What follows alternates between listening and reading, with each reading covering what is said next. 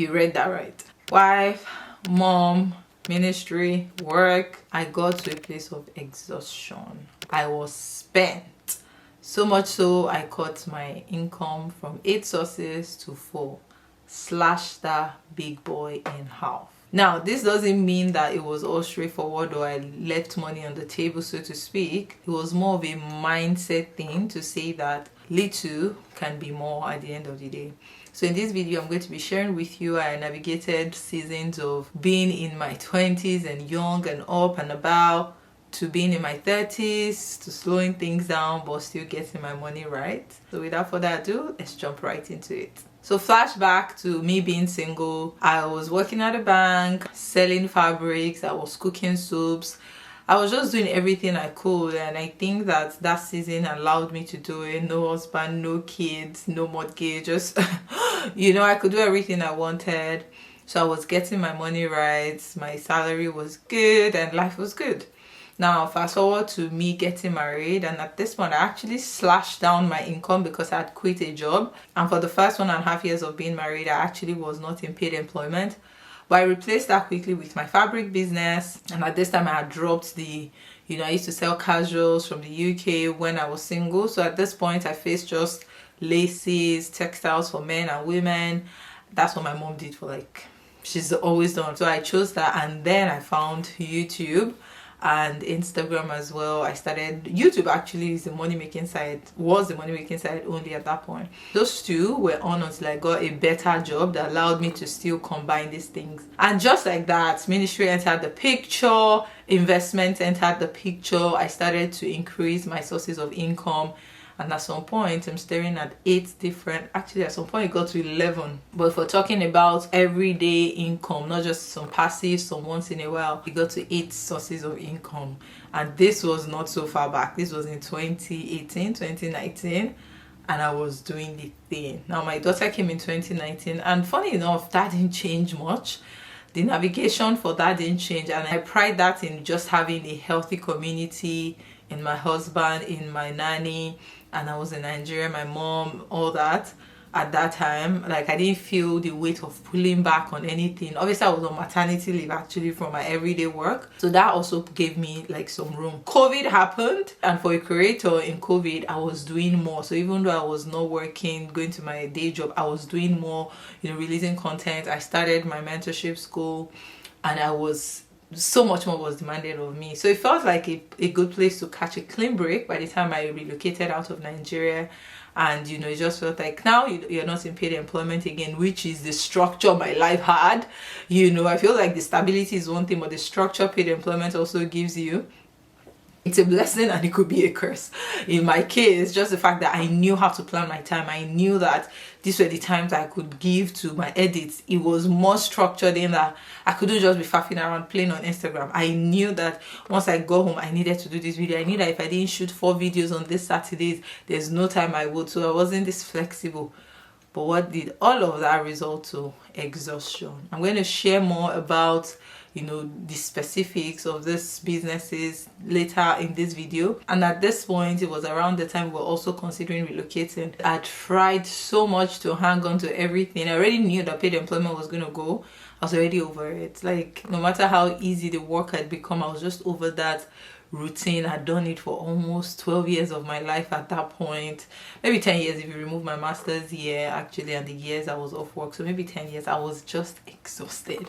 But the thing with me too is I don't really talk to people about my work and my finances, if you guys have noticed, especially finances, because even the little I say, I'm just like, I beg. There's a lot going on in this world, in the mind of people. It's not something that I'm confident to yap about like that, and maybe I'm just being protective. But because of that too, I didn't have anyone I could really weigh these options in front of and say, what do you think? Am I doing the right thing? Add that to the fact that I was living in Nigeria at the time, and the culture we grew up in is now people are understanding therapy. Back then, are you sick? Are you okay? Just suck it in. The mothers before you have done it, suck it in. You're not the first person to have several streams of income.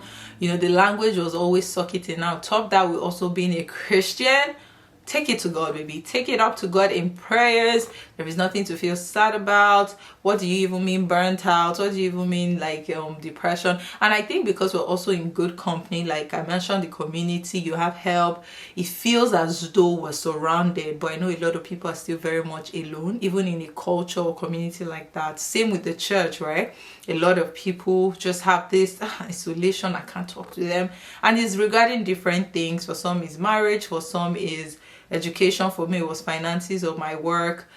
I just didn't want anybody to have an input as to what I should be doing. It's interesting even saying I don't discuss money with a lot of people. I actually talk to my mom, right? But my mom too, she got to this life as a hustler. She hustled for so long. It's now that we're telling her you have investments, chill, prioritize rest. You don't have to open your store every day. So for her, she was always filling me with just more drive and more drive. So I didn't grow up in the home, neither did she or her grandmother, where you be encouraged to take some time off. Right now I saw a girl on Instagram, she's taking a 1-year sabbatical just off of work. She said she had the option to buy a house, and now she's just choosing to spend that money just thinking about what she wants to do with her life. I'm like, girl, yes, must be nice, because if you've ever been on the end of exhaustion or burnout, it's not a nice place to be. So for me, imagine my joy when it was time to first relocate and I just had this fresh start. First, I was like, I'm not doing paid employment. Like, obviously it wasn't an easy decision, because yikes, you're coming to this new country, you better get the first customer service job you can get to get by. I was like, nope, I'm going to focus on this one that I've built a foundation on, which is YouTube, and see how it goes, and God just breathe on it. But on the exhaustion side, this was not an easy thing as well. At this point now, I was then pregnant with my second, no community, so it didn't feel like I had a break. Add that with trying to manage my other business. For the longest time, I was still hanging on for the longest time when I got here to my fabric and styling business. At some point I'm just like, you know what, it took 2 years after relocation before I made peace with it. I tried to sell it, but anyway, all of this also came from me embracing maybe talk to someone, and I have absolutely no regrets. Till this day, I still also use therapy to manage areas of my life that I feel like I'm drowning in or I need help. So it's not just in navigating that season, it's also using therapy to help me navigate life's changes even to this present day.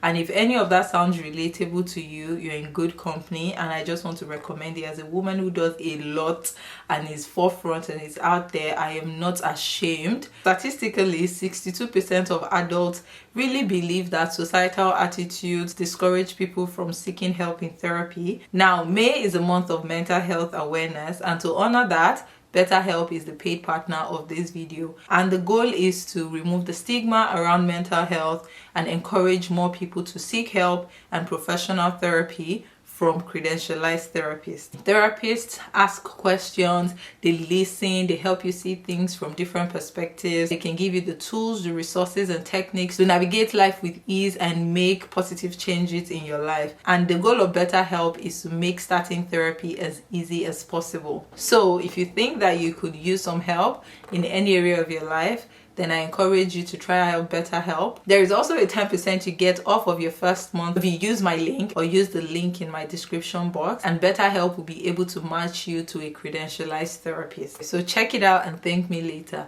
Now, I haven't said that. I remember the last time I did a video talking about, I think, my 11 sources of income. I'm going to link it here way back when. Like, this girl has been hustling since.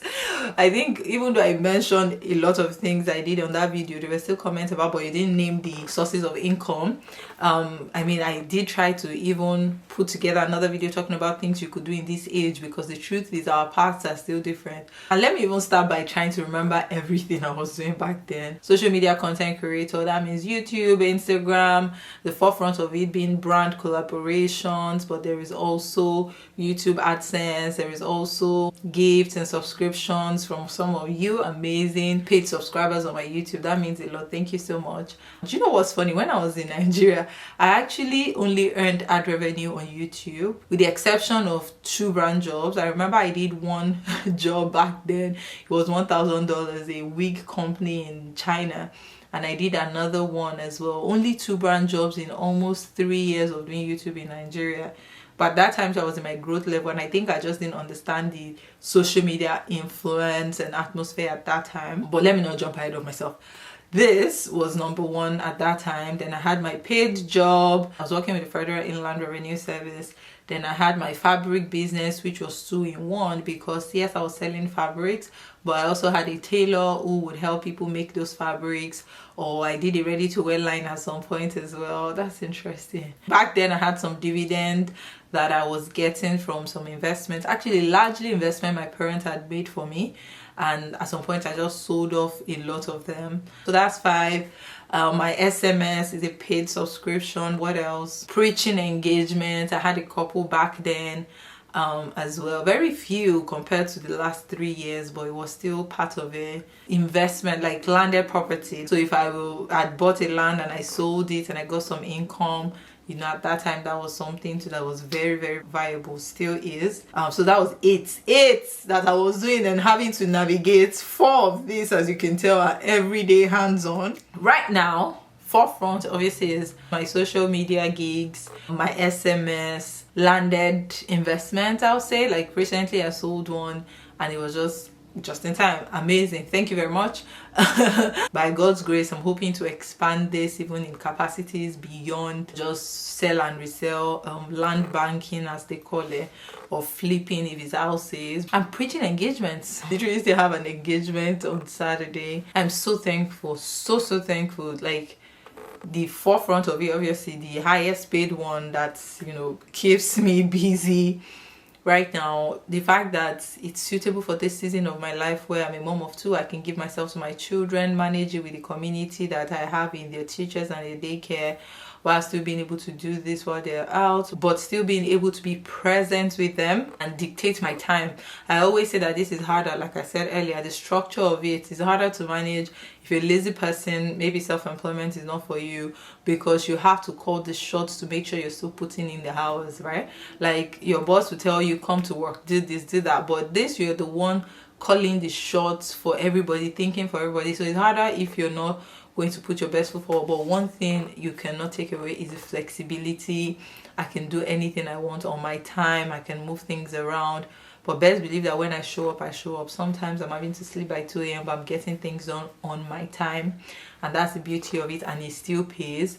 Like the atmosphere of being an influencer in Nigeria versus North America, I think that deserves its own YouTube video, honestly.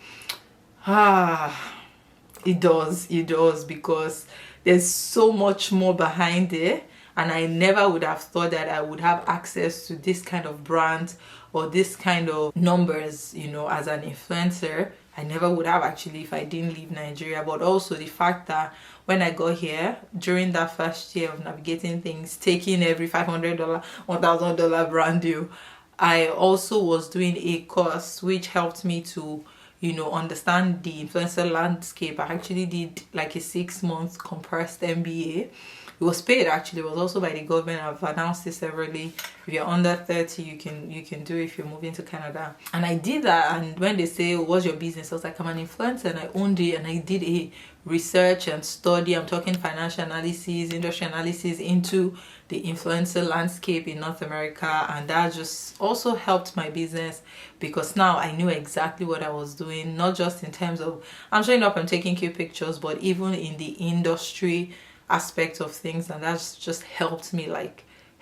And for now, that's another thing. For now, this is the most stable part of my income, you know, just this social media. And thanks to you guys, because your engagement, your watching, everything really helps. But that's the most stable part. With SMS, I took SMS, this is the second I'm doing since I relocate. I took a year off last year. I don't know if I'll take a year off again, but right now I have my alumni cohort, so that feels like I'll always have a part of those ladies. However, like ordinarily, the amount of work that also goes into it, it's not something I can really sustain by doing back to back, year on year. But again, I'm also trying to do, because I know that's not something I can sustain forever long term, especially as God is also showing me more visions and paths to take in my life. Preaching engagements, they're here, there, but it's also good because so far God has sent people who really honor my gift or my calling or my anointing, you know, to my life. Not to say that everywhere I go is paid, or I have not honored speaking engagements that, you know, they literally just say what a prayer for me I have, or just send me gifts. Literally did one last month and it was still a blessing. However, also in this part of the world, I have gone to minister in churches that they really, you know, blessed my life. And so that's been amazing as well, this sort of income. When it's speaking engagements that don't really, like, at the end of the day, they're tied to ministry, but they're not really like church or salvation based. Maybe it's just like, oh, a tech business, or maybe you can't speak about motherhood, da, da, da.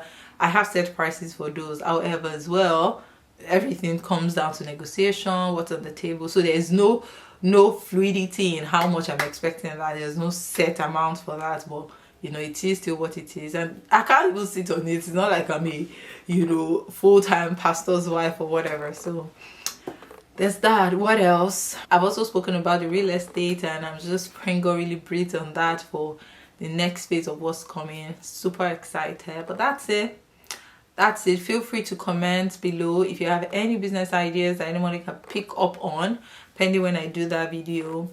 It's definitely been a whirlwind. I think with being an entrepreneur comes a lot of trial and error. Even within the social media space, sometimes you're like, should I give my attention to TikTok? Now there's YouTube, now there's YouTube Shorts, there's Instagram, there's that. Which, like, is still a lot. And trust me, I don't blame people that maybe they have a team of 5, a team of 10. I'll get there in Jesus' name, amen.